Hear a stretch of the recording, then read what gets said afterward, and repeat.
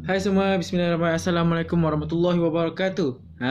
Jadi insyaAllah hari ini kita akan berbincangkan ataupun kita akan mendengar sedikit tentang apakah itu Perang Badar. Saya rasa semua orang tahu kan tentang Perang Badar kan, apa tu Perang Badar dan sebagainya.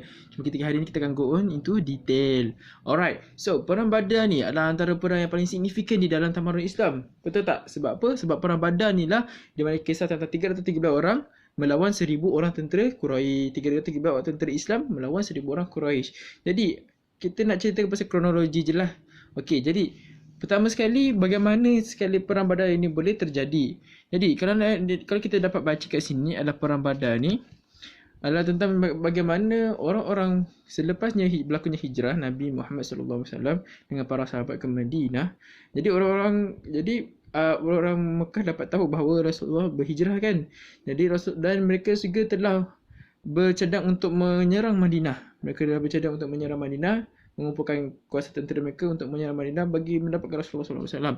Jadi uh, Alkisahnya Rasulullah sallallahu alaihi wasallam apabila mendapat tahu bahawa mereka akan diserang, maka Allah SWT telah menurunkan wahyu kepada Nabi Muhammad yang memintakannya untuk berperang dalam jalan Allah melawan orang-orang yang memerangi kamu, tetapi jangan melanggar batas kerana Allah tidak suka kepada orang yang melanggar batas. Bunuhlah mereka itu di mana saja kamu jumpai dan usirlah mereka itu sebagaimana mereka telah mengusir kamu.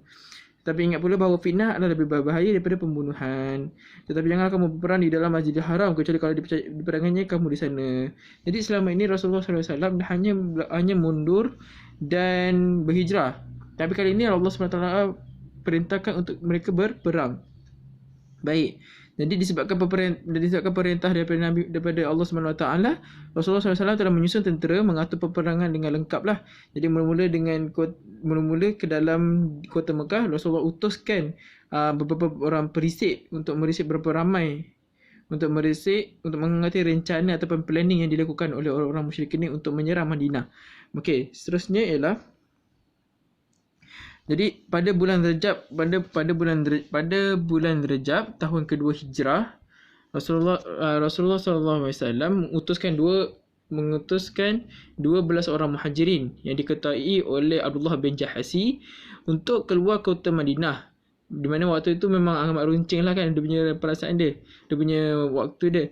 Jadi dan masa tu Rasulullah SAW bagikan kepada Abdullah ni satu envelope. Okey, dan setelah 2 hari dalam perjalanan tu baru diminta buka. Bila dia buka rupanya diorang diminta untuk ke satu tempat ini namanya Nahil. Nahil. Okey, jadi daripada situ. Jadi setelah itu Abdullah ni dia bertemu dengan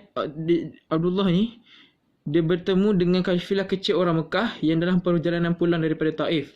Ketika dalam perjalanan Abdullah tadi yang ketuai 12 orang tu, dia berjumpa dengan sekumpulan kecil dan berlumpuran daripada Taif dan mereka pun menyerang mereka yang menyebabkan kematian oleh Al-Hadrami dan juga penawanan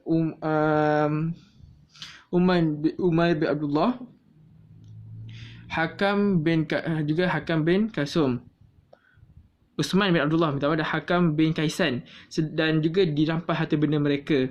Okey, disebabkan itu Abdullah telah melanggar perintah untuk tidak berperang ketika bulan-bulan haram lah kan. Dan Rasulullah amat marahlah dengan Abdullah. Dan ini telah diketahui oleh orang-orang musyrikin dan mereka ingin menuntut bela. Okey, dan mereka ingin menuntut bela.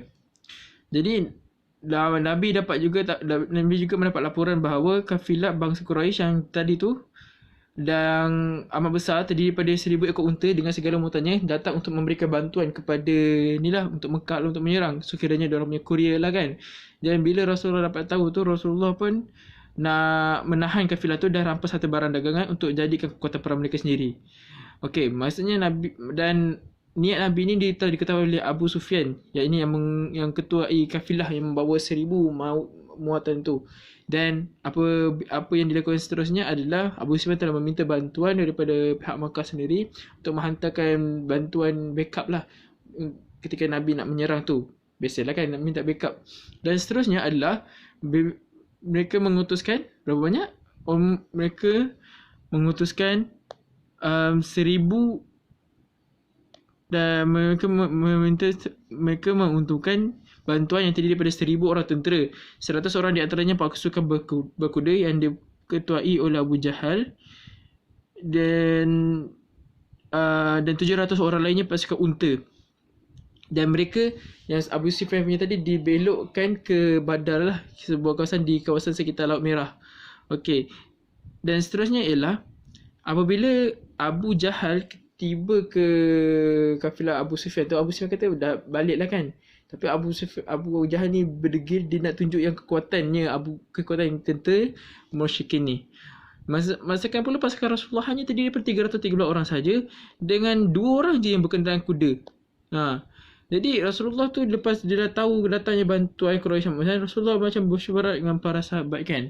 Dan Rasulullah amat risau lah dengan kedatangan beribu-ribu orang. Yelah, kita ada 1,000 orang nak kena lawan dengan 313 orang je.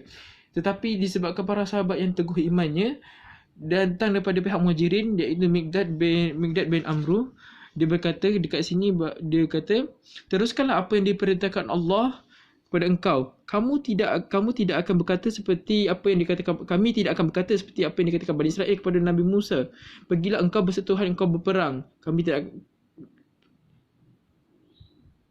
Pergilah engkau beserta Tuhan engkau berperang, sedang kami biarlah duduk di sana sebagai menonton. Sebaliknya kami, kata Miqdad, seterusnya akan berkata kepada engkau, pergilah engkau beserta Tuhan engkau berperang, dan kami akan bersama engkau bertempur. Jadi nak kata kat sini bahawa orang-orang Muhajirin juga turut serta untuk berperang walaupun mereka tahu kekurangan mereka.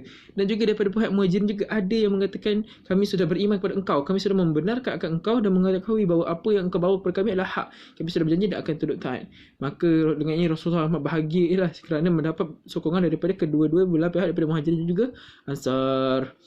Dan seterusnya ialah kaum Quraisy ini dan bala-balanya yang banyak tu dikerah oleh Abu Sufyan dan mengambil kedudukan di lereng jauh di tempat rendah lah. Dan seterusnya apabila orang-orang muslimin bertempat di atas, Habab bin Munzir bertanya kepada Rasulullah, adakah bahawa tempat yang mereka pilih itu difirmankan oleh Allah Subhanahu Wa Taala ataupun hanya sebagai satu cadangan? Kalau ia merupakan cadangan Nabi sendiri, maka mereka Habab kata dicadangkan untuk mereka berpindah ke tempat yang lebih yang dekat dengan sumber air supaya mereka dapat menutup sumber air pihak musuh. Dan Rasulullah kata Rasulullah setuju kerana itu merupakan pendapat dia sendiri. Jadi mereka turun ke tempat yang dekat dengan sumber air dan mereka potong sumber air. Mereka menggali lubang untuk mengeluarkan air dan sebagainya lah. Jadi seterusnya adalah ketika memulainya peperangan. Baik, tak kira memulainya peperangan, adat mereka adalah mereka akan ada duel ataupun combat di antara mereka, dan pihak Muhajirin menghantar wakilnya, pihak umat Islam menghantar wakilnya, dan juga pihak Quraisy juga menghantar wakilnya. Wakilnya adalah daripada Uzbah dan Syaibah dan juga anak Ubah yang bernama Al-Walid daripada pihak musyrikin, dan Nabi pula memerintahkan Ali, Hamzah dan Ubaidah. Alhamdulillah mereka menang, Ali, Hamzah dan Ubaidah, dan cuma hanya Ubaidah yang syahid dalam peperangan ini. Tetapi yang keduanya habis mereka dibunuh. Dan mereka mulalah berperang. Dan apabila berperang dan berlakulah peperangan tersebut di Badar. Dan apabila berlakunya peperangan dan tak kala berlakunya peperangan, Nabi menghadapkan mukanya kepada tentera Islam yang sudah sedia, lalu berkata, demi Tuhan yang memegang jiwa Muhammad, orang-orang yang berperang dengan sabar dan penuh harapan ganjaran Allah terus maju dan takkan mundur setapak, dan bila tiba terus masuk ke dalam syurga Allah. Dan tak kala itu juga Rasulullah menerima wahyu bahawa akan datang bantuan daripada Allah Subhanahu Wa Taala, dan dihantarkan bantuan kepada mereka.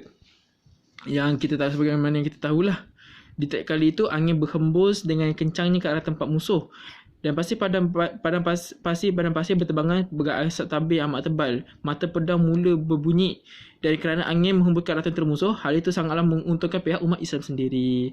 Bukan hanya prajurit, tapi banyak panglima-panglima tentera musuh seorang demi seorang tewas di hujung mata pedang. Di antaranya Utbah, Syaibah, Al-Walid, Umayyah bin Khalaf, Abdul Bukhari, Hamzah, anak Abu Sufyan. Dan dalam peperangan itu juga ada Muaz bin Amr daripada golongan umat Islam telah dapat mendukai Abu Jahal, tetapi anak Abu Jahal sendiri dia telah datang untuk membantu kepada ayahnya dan telah memotong tangan Muaz. Dan Muaz merasakan bahawa tangannya yang tergantung itu merupakan satu beban dan telah memijatnya dan meneruskan perjuangan. Dan alhamdulillah tak kala itu Abu Jahal telah dipenggal kepalanya daripada badan. Okey. Jadi apa yang dapat kita ambil ibrah daripada sini dah setelah kita bacakan dia punya sirah-sirah dia dan kronologi dia adalah bahawa bagaimana umat Islam sendiri, terutamanya para sahabat yang pada waktu itu baru tahun kedua hijrah, baru tahun kedua hijrah, dan mereka sudah mempunyai satu pegangan yang kuat terhadap Nabi Muhammad sallallahu alaihi wasallam. Kerana sepastinya Rasulullah sendiri merasa risau bahawa adakah mereka semua ini mampu untuk menerima berat ujian, kerana mereka berperang bukan kerana untuk initiate, tapi mereka hanya ingin untuk mempertahankan diri mereka sendiri. Jadi dan kat sini kita nampak bagaimana Rasulullah SAW mempunyai support system yang kuat daripada pihak Muhajirin dan pihak Ansar. Bagaimana pihak Muhajirin mengatakan bahawa mereka tidak akan menjadi seperti apa yang Bani Israel katakan kepada Nabi Musa. Sebaliknya mereka mengatakan bahawa mereka bersama-sama Rasulullah dalam peperangan. Sama juga dari pihak Ansar. Jadi sebagai seorang, jadi di dalam da'i atau di dalam menjadi seorang da'i atau mengikut dakwah dan tarbiyah, kita pastinya akan memerlukan support system yang kuat. Kita perlu mempunyai sifat kebersamaan yang kuat. Sebagaimana yang dikatakan oleh Akhi Dr. Izul di dalam sharingnya, dia katakan bahawa tak kala merasa lemah dalam kita berasa berlemah dalam melakukan dakwah, tak kali itulah kita merasakan ketidakbersamaan kita. Walaupun kita berada dalam keadaan yang mungkin berjauhan di antara satu sama lain, tetapi sesungguhnya ikatan hati kita telah diikat oleh iman dan juga Allah dan Rasul. Jadi kat sini nak katakan bahawa sebagai seorang da'i, banyak ibrah yang dapat diambil daripada peperangan Badar ini sendiri.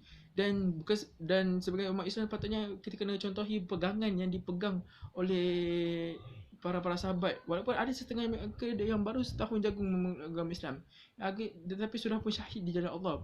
Kenapa mereka begitu yakin? Mereka pasti bahawa ini yang benar dan sebagainya, tetapi itu keyakinan mereka itu yang kita kena ikutin.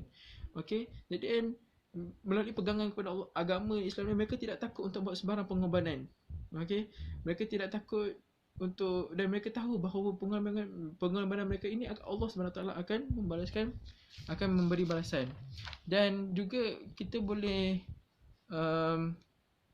lihat dalam surah ke-29 ayat kedua dan ketiga, di mana Allah kata bahawa adakah kamu merasakan tak kala kamu beriman kamu tidak akan diuji, bahawa kamu akan diuji, dan para sahabat telah diuji dengan nyawa mereka untuk memegang sendiri agama itu sendiri. Kita lihat bagaimana keluarga Yasir, mereka telah dibunuh sekeluarga hanya untuk memegang kalimah la ilaha illallah Muhammadur Rasulullah. Bilal bin Rabah telah diseret dengan batu, diseret di atas pada pasir yang panas, diletakkan batu di atasnya hanya untuk memegang kalimah ahad. Jadi kat sini nak menunjukkan bahawa pegangan kita ini perlulah kuat mereka kuat macam mana para sahabat zaman dahulu lah.